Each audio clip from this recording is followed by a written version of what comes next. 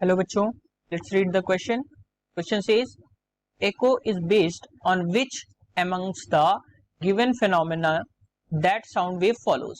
For options given, option A refraction, option B reflection, option C interference and option D resonance. So बच्चों इसके हम बात करेंगे की कॉन्सेप्ट में हम बात करेंगे कि एको क्या होता है. तो अगर हम एको की बात करें तो बेसिकली जब हम एको की बात करते हैं तो क्या है, मैं इसको लिख देता हूं. If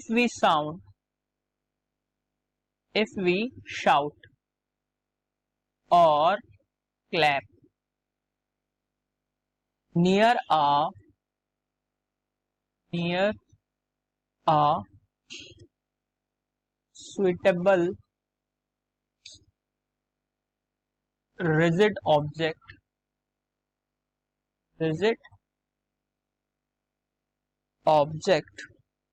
such as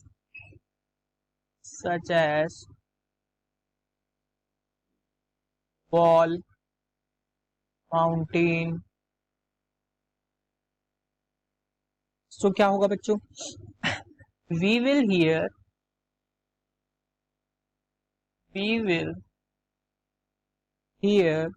the same sound again, a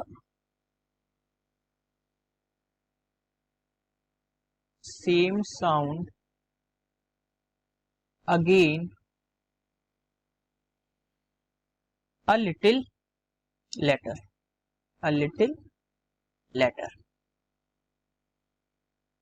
So बच्चों क्या होता है कि अगर हम किसी भी रिजिड ऑब्जेक्ट के सामने, जैसे वॉल है या माउंटेन है या कोई भी वो सरफेस जो स्मूथ हो लेकिन स्पंजी ना हो, या अगर हम कह सकते हैं कि वो एब्जॉर्ब ना कर सके, तो क्या होगा कि अगर हमने ये सरफेस बनाई, ठीक, जैसे ये वॉल है मान लिया, ठीक, तो क्या होगा अगर हम इस पे कोई भी साउंड वेव पड़ती है, क्योंकि ये लॉन्गिट्यूडनल वेव्स होती हैं तो इस पे साउंड वेव पड़ी, तो क्या होता है कि उसका कुछ पार्ट जो होता है वो क्या होता है, वो टकरा के वापस आ जाता है और वही हमें सुनाई पड़ता है. अगर हम इसकी बात करें तो ये हो जाएगा इंसिडेंट वेव.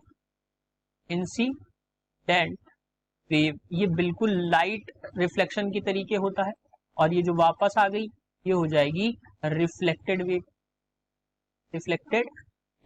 और यही साउंड हमें बाद में सुनाई पड़ता है, इट इज वेव. तो क्या होगा कि यही साउंड हमें बाद में सुनाई पड़ेगा.